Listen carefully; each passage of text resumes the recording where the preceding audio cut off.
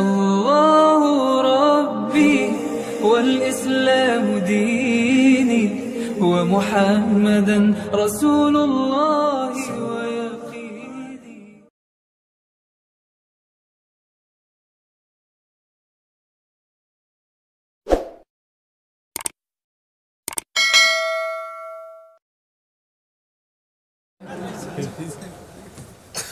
অচেতন নবী সাল্লাল্লাহু আলাইহি জামানা থেকে 1367 বছর পর্যন্ত পৃথিবীর কোথাও কোনো মসজিদে, পৃথিবীর কোথাও কোনো আলেম, পৃথিবীর কোথাও কোনো মুসলমান 8 রাকাত তারাবি পড়েন না। 1367 বছর পর্যন্ত। কত বছর? 1367 বছর পর্যন্ত পৃথিবীতে কোথাও 8 রাকাত তারাবি। এই 1367 এসে নসিব রিফাই নামে একজন ব্যক্তি বুখারী শরীফের তাহাজ্জুদের হাদিস তারাবির উপরে চালাই দিলেন। নবী করিম সাল্লাল্লাহু আলাইহি ওয়াসাল্লাম রমজান এবং রমজান ছাড়া তিনি 11 রাকাত নামাজ পড়তেন। রমজান মাসে রমজান ছাড়া 11ই তো। কেন? 8 রাকাত তাহাজ্জুদ আর 3 রাকাত বেতের নামাজ, তাহলে কত? 11 রাকাত। রমজান ছাড়া, রমজান ছাড়া কি তারাবি আছে? আপনি কথা বলেন না। এই হাদিস কানা ইমাম বুখারী রাহমাতুল্লাহি আলাইহি কিতাবুত তাহাজ্জুদ, তাহাজ্জুদের নামাজের বিবরণের মধ্যে, শিরোনামের মধ্যে এই হাদিস আছে। এখানে তারাবির একটা কথাও নাই। কোন জায়গার হাদিস, কোন জায়গায় রোগ, কোন জায়গায় অপারেশন করছে, কোন জায়গায় কতক্ষণ? এই ডাক্তার রোগী মেরে ফেলবে কতক্ষণ না? এই ডাক্তার মারবে কি? এই ডাক্তারগুলো এখন আমাদের এই চেয়ারগুলোতে বসা শুরু করেছে। কথা বলে, এই পবিত্র চেয়ারগুলোকে তারা অপবিত্র করে দিচ্ছে। খালি তওবা করে আর মাফ চায়। আমি যখন ধরা শুরু করলাম, আমি ধরেছি প্রথম বাংলাদেশে। আমি যখন এদেরকে ধরা শুরু করলাম, এই ধরতে ধরতে এখন সবার কান সদা হয়ে গেছে। কথা বুঝতে পারলেন? এখন তারা সবাই বলছে যে আসলে তো সালিহ সাহেব ঠিক কথাই বলছে। কথা বুঝতে পারছি? এত মাফ চাওয়া, তাহলে এত ভুল বলে এত মাফ চাওয়ার স্থান বাংলাদেশের চেয়ারে নাই। কথা বুঝতে পারছি? এ কারণে ভাইরা আমার, হক বাতিলের লড়াই বই লিখেছি আপনাদের জন্য। মিলাদ কিয়ামের উপরে বই লিখেছি। আশিক রাসূলের চোখে মিলাদ ও কিয়াম দরুদ ও সালাম পারলে মোকাবেলা করা। নবীর রওজা জিয়ারত করতে দেয় না। এই উপমহাদেশের মধ্যে শ্রেষ্ঠ মুহাদ্দিস শাহ ওলিউল্লাহ মুহাদ্দিস দেহলভী রাহমাতুল্লাহি আলাইহি, আমাদের সিলসিলারই একজন পীর, বড় মুহাদ্দিস শাহ ওলিউল্লাহ মুহাদ্দিস দেহলভী রাহমাতুল্লাহি আলাইহি, তিনি নিজেই 12ই রবিউল আউয়াল যখন আসতো তখন তিনি মক্কা শরীফে চলে যেতেন। আমরা যাই রমজান মাসে, ভালো সময়, কিন্তু তিনি যেতেন কোন সময়? 12ই রবিউল আউয়াল, নবীর জন্মদিন যখন 12ই রবিউল আউয়াল তিনি মক্কা শরীফে গিয়ে পৌঁছতেন। নবীজির জন্মস্থানে সেখানে বসে বসে তিনি আকাশের দিকে তাকিয়ে থাকতেন। তিনি তার ফুয়ুজুল হারামাইন কিতাবের মধ্যে লিখেছেন যে আমি দেখতে পাচ্ছি যে ফেরেশতারা নবী করিম সাল্লাল্লাহু আলাইহি ওয়াসাল্লামের পবিত্র মিলাদকে কেন্দ্র করে, তার জন্মকে কেন্দ্র করে, তার পবিত্র বেলাদত শরীফা, তার মিলাদ শরীফকে কেন্দ্র করে তার আনন্দের বিশাল মিছিল করছে। কথা কি বুঝতে পারছেন? সম্মানিত সুধী, ওয়া মান ইউশাকিকির রাসূল মিন বাদি মা তাবায়্যানা লাহুল হুদা ওয়া ইয়াত্তাবি গায়রা সাবিলিল মুমিনিন নুওয়াল্লিহি মা তাওয়াল্লা ওয়া নুসলিহি জাহান্নাম ওয়া সাআত মাসীরা। আল্লাহ বলেন, যারা নবীর সাথে বিরুদ্ধাচরণ করবে, নবীর উল্টা করবে, যার কথায় ভাষায় নবী কষ্ট পাবে না। কথা কথা, যেমন আমি যদি আপনাকে বলি আপনি একজন নিরক্ষর মানুষ, আপনি আর জীবনে কোনোদিন আমার ওয়াজ শুনবেন না, এতগুলো লোকের সামনে আমাকে বেইজ্জতি করবেন, আর খোলা ময়দানে আমার নবীকে যদি নিরক্ষর বলা হয়, এছাড়া কি ভাষা নাই? নবী নিরক্ষর কিসের? নবী করিম সাল্লাল্লাহু আলাইহি ওয়াসাল্লাম তিনি মায়ের গর্ভে যখন 4 মাস, তখন বাবা হারিয়েছেন। বাবা হারাবার পরে তিনি জন্ম নিয়ে মাকে পেয়েছেন। আরবরা এই ধরনের শিশুকে উম্মি বলে ডাকে। উম্মি মানে মা বলার বাবা, যিনি মায়ের গর্ভে থাকা অবস্থায় বাবাকে হারিয়েছেন। অতএব উম্মি, উম্মি মানে আরবরা কাকে বলে? যে শিশু মায়ের গর্ভে থাকতে বাপকে হারায়। আমার নবী মায়ের গর্ভে থাকা অবস্থায় বাবা আব্দুল্লাহকে কি হারিয়েছেন, এই জন্য নবী কি উম্মি, মা হলো নবী। কি চমৎকার তর্জমা! এটা না করে বাবু গিরিশচন্দ্রের তর্জমা খুব মনে পড়ে। বাবু গিরিশচন্দ্র কোরআনের প্রথম অনুবাদ করছে, এই জন্য ওইটাই পড়ি। কেন আমি না, ওটা চলবে না আমাদের কাছে। বাবু গিরিশচন্দ্র সেন আমাদের নয়। বাবু গিরিশচন্দ্র সেনের কোরআনের তর্জমা আমরা মানি না। সেখানে আমার নবীকে সে কৃষ্ণ বলে থাকে, আমার আল্লাহকে সে ভগবান বলে, আমরা তার তর্জমা মানব না। ঠিক এই ধরনের ইহুদি এবং খ্রিস্টানের তর্জমা এটা মানব না। তারা আমার নবীকে হেয় করতে চায়।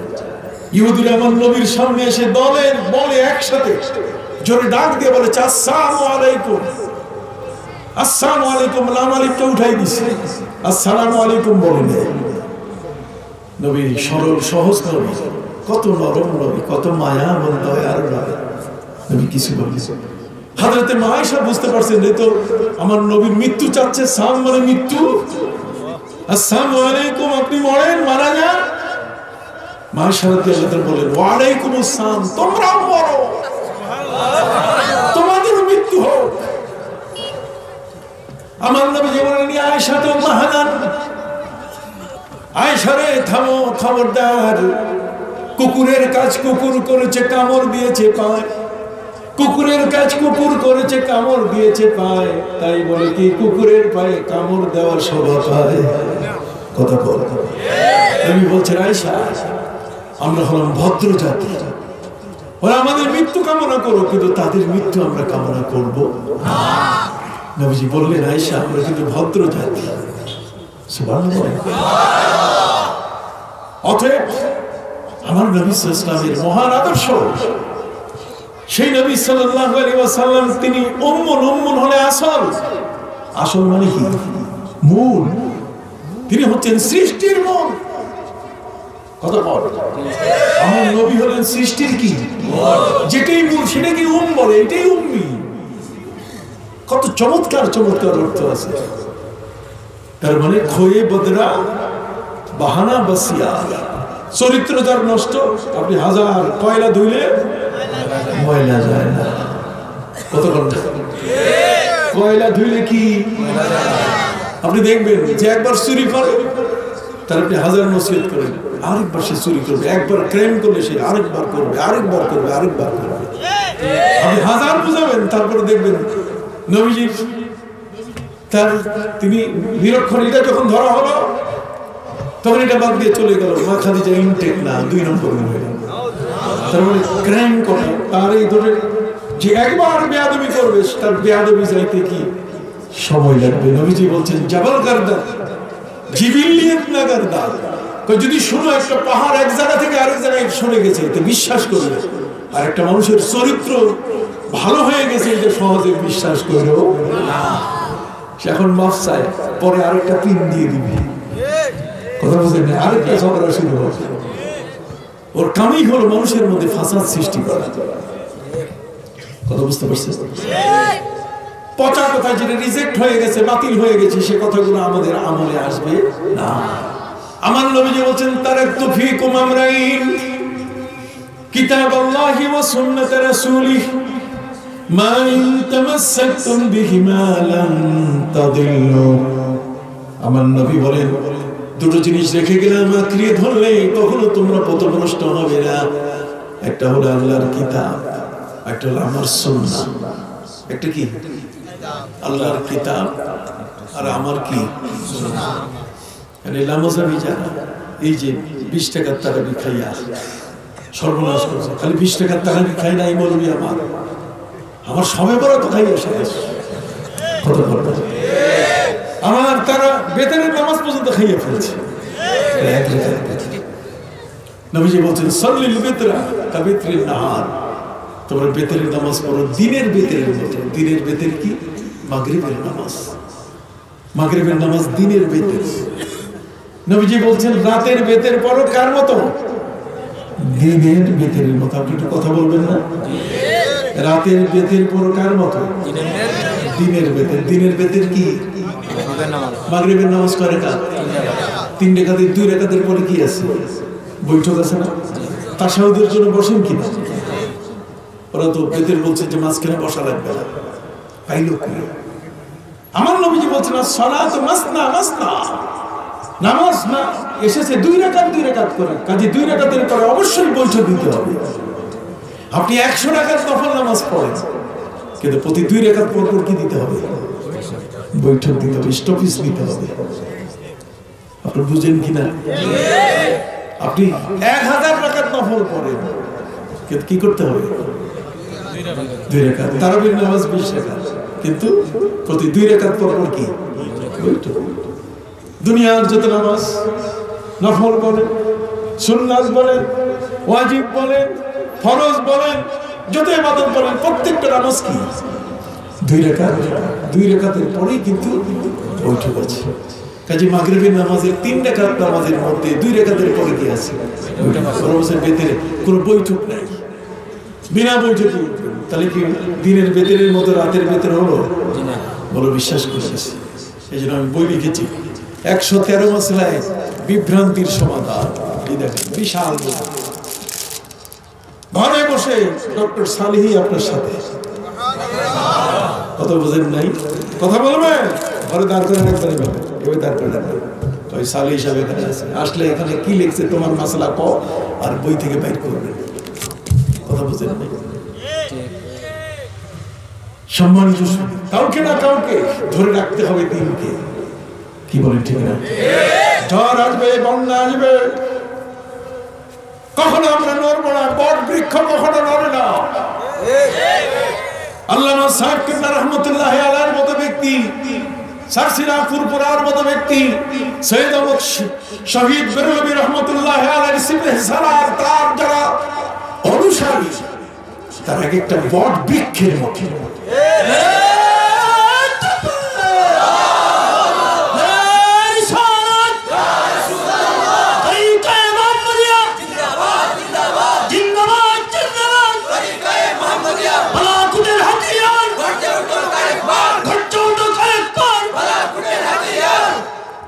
এই জন্য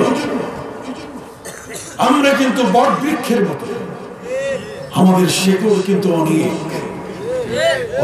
এটা ঝড় ঝাপটায়, এটা ঘূর্ণিঝড়ে, এটা সাইক্লোনে, এটা সিডরে, এটা কখনো উপড়িয়ে ফেলা, এটাকে ধ্বংস করা কারো পক্ষে সম্ভব। এই যে বই লিখে দিয়ে গেলাম, তাফসীর আসতেছে 200 খণ্ডে। পৃথিবীতে 30 পারা কোরআনের তাফসীর 30 খণ্ডে আসছে, এর উপরে আসে না। আর আমার তাফসীর আসতেছে 114 সূরার 114 খণ্ডে, যেটা 200 খণ্ড হচ্ছে। পৃথিবীতে আর কেউ লিখে নাই, আমার সে তাফসীর আসতেছে। আপনি দোয়া করুন আল্লাহ যেন আমাকে হায়াত দেন। আমি ফুলতলি দরবারকে আমার জীবন দিয়ে ভালোবাসি, এটা জানি। যদিও আমি মুরিদ হিসেবে আমার প্রথম শিক্ষার জীবন হচ্ছে সারসিনা। এখান থেকে অনেক ছাত্র সেখানে মাদ্রাসায় লেখাপড়া করে এসছে। অতএব সম্মানিত সুধী ভাইরা আমার, জগতের মধ্যে আমরা যারা আছি, আজ আমাদেরকে একদম সর্বনাশ করে দিচ্ছে। এই সর্বনাশা যারা আমাদেরকে সর্বনাশ করে দিচ্ছে, তাদের পরিচয় আমাদেরকে কি করতে হবে? জানতে হবে। নতুন নতুন রূপ নিয়ে তারা আমাদের কাছে আসে, নয়া নয়া মাসলা নিয়ে আসে। কথা বল না? তাই নামাজে দাঁড়াইলে ইন্নি বা জাহাতু করা লাগবে না। কাজা নামাজ বলতে গেলে কিছু নেই। মানুষগুলোকে কিভাবে কয় আল্লাহ বাংলাদেশে নাই, আল্লাহ সৌদি আরবে নাই, আল্লাহ আরো শেষ এখানে নেই। এই সমস্ত কথাবার্তা এই কথাবার্তাগুলো তারা মানুষের মধ্যে, আমাদের সমাজের মধ্যে বিভ্রান্তি সৃষ্টি করছে। আর ওদের কতগুলো দালাল হয়ে গেছে কিন্তু এখন। ওই দালালগুলো আবার চাটামি করে, তার পক্ষে আবার দালালি করে। সম্মানিত সাথী, আমি এ কারণে আপনাদের কাছে খুব জোরে সোরে বিষয়টা বলতে চাই। 360 দেশের মানুষ এই শাহজালাল ইয়ামানি রহমতুল্লাহ আলাইহির দরগা, এটাকে এক দুষ্ট দুরাচার দুর্গা বলেছিল। তার করুণ পরিণতি হয়েছে। তার কি হয়েছে? করুণ পরিণতি হয়েছে। দরগাকে কি বলেছে? দুর্গা বলেছে। আরেক আব্দুল রাজ্জাক সে বলেছে যে এই সমস্ত দরগা ভেঙে দেওয়া দরকার। সম্মানিত সুধী, আপনার সিলেটবাসী এই কাজ করতে দিবেন কাউকে? তারপরে তো আসে দেখি সিলেটি গান গায়।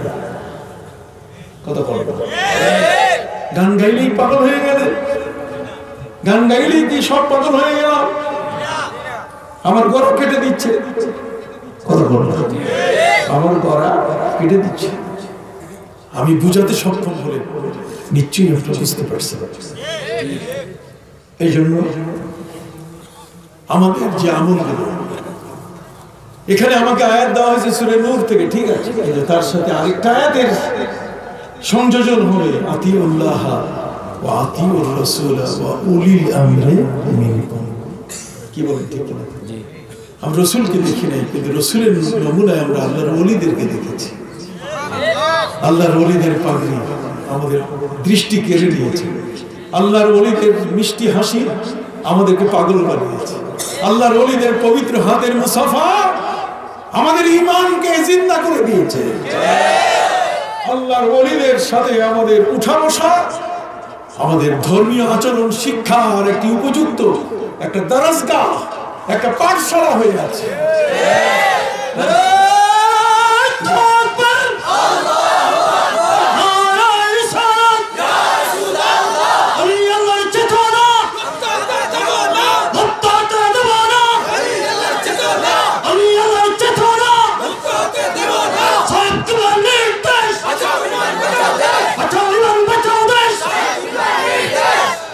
সম্মানিত সুধী, কাজী এই বিপর্যয়গুলো আমাদের হাতে আসছে। যাহারাল ফাসাদু ফিল বাররি ওয়াল বাহরি বিমা কাসাবাত আইদিন নাস, এটা আমাদের হাতের কারণে। বাবা জানে যে আমার এই ছেলেটাকে যদি ওইখানে পড়তে দেই তাহলে উল্টা পাল্টা বলবে। কথা বলবো, এক পীর সাহেবের 2 ছেলে, তো বলছে যে ওই মাদ্রাসায় যদি ওয়াহাবি মাদ্রাসায় পড়াই তাহলে ভালো আলেম হবে। আমি যেহেতু ঠিক পথে আছি, আমার ছেলেও ঠিক পথে থাকবে। আর একটাকে সুন্নি মাদ্রাসায় পড়াইছে, 2টাই এসে পীর তো মরে গেছে। এখন 2 দিনে 2জনই একদিনেই মাহফিল দেয়। একজন দেয় যে মিলাদ ক্যাম্প আছে, আরেকজন কয় মিলাদ ক্যাম্প কি নাই। এগুলো আমরা নিজেরা সৃষ্টি করছি। কথা বলুন।